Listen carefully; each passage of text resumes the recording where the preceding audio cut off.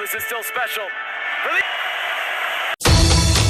2025 সালটা inter Miami ও Lionel মেসির জন্য ছিল রূপকথার মতো। প্রথমবারের মতো MLS কাপ, কনফারেন্স কাপ জয় করে স্বপ্নের মতো একটি সিজন শেষ করেছে লিওনেল মেসিরা।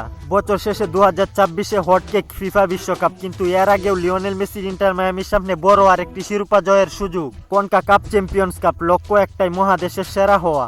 এর আগের 2 মৌসুমে কোয়ার্টার ফাইনাল ও সেমিফাইনালে আটকে যাওয়া দলটা এবার আর শূন্য হাতে ফিরতে চায় না।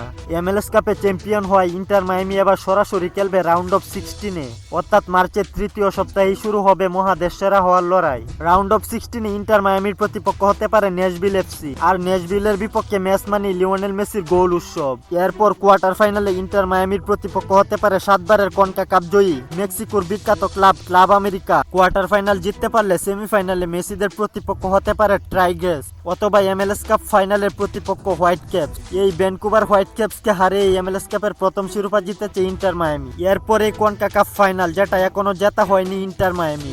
MLS কাপ জয়ের পর থামতে চায় না ইন্টার মায়ামি, এবার লক্ষ্য একটাই, কনকাকাফ চ্যাম্পিয়ন্স কাপ। মেসির স্বপ্ন, ইন্টার মায়ামির স্বপ্ন, ভক্তদের স্বপ্ন, কনকাকাফ কি এবার আসছে ইন্টার মায়ামির ঘরে? কমেন্ট করে জানিয়ে দিন আপনার মতামত। খেলাধুলার গুরুত্বপূর্ণ আপডেট পেতে আমাদের চ্যানেলটি সাবস্ক্রাইব করে পাশেই থাকুন।